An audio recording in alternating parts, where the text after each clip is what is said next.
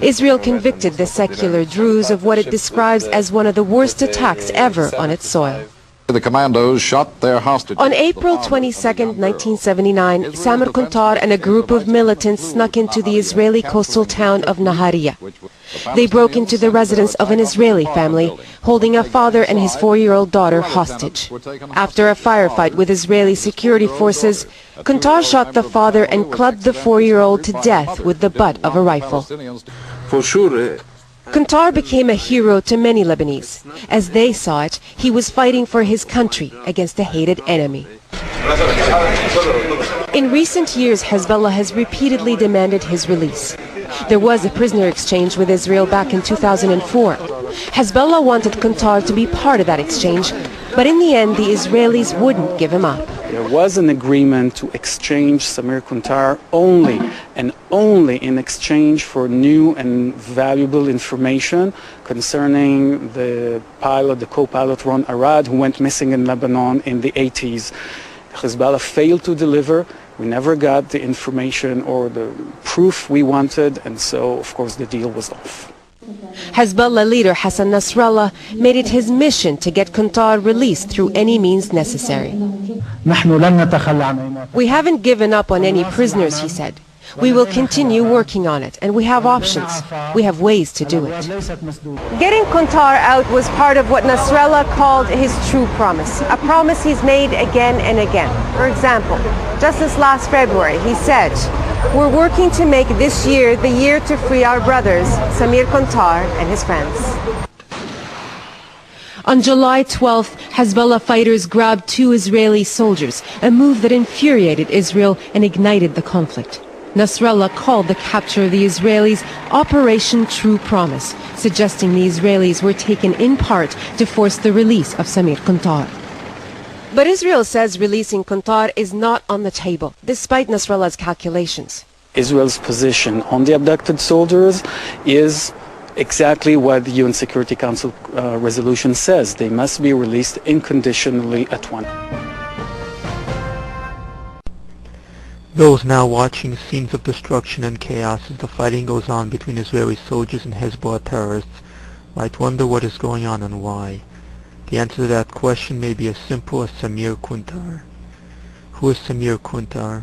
On Sabbath day, April 22, 1979, Kuntar, along with a gang of 3 other Palestinian terrorists, infiltrated Israel and broke into the Haran family's apartment and took 2 hostages, one of them a 4-year-old girl, Einat Haran. When police arrived, the terrorists murdered her father in front of her eyes. Then Samer Kuntar smashed in the little girl's head with the butt of his rifle. Samer Kuntar was sent to prison, but that did not end the matter. In 1985, Palestinian terrorists hijacked the Italian cruise ship the Achille Lauro, taking its passengers hostage and demanding the release of Samer Kuntar and 50 other terrorists. They picked out a wheelchair-bound Jewish-American passenger named Leon Klinghoffer and threw him overboard. Among Palestinians, Samer Kuntar is a hero. The man who courageously crushed the little girl's skull is celebrated for the deed and described as a glorious warrior. Appeals to the UN are regularly made on his behalf. Unlike his victim, Samer Kuntar is alive. He lives comfortably in his jail cell, writes back and forth to his admirers back home, and even got married and receives conjugal visits. Samer Kuntar received honorary Palestinian citizenship. An official Palestinian Authority newspaper described him as a beacon of light. Another called him an authentic role model for all Palestinians. Palestinian TV proclaimed, "He is your son, but he is also our son, the son of Palestine. We ask of Allah that there be 100 more Samer Kuntars, 1,000 more Samer Kuntars, 1,000,000 more Samer Kuntars."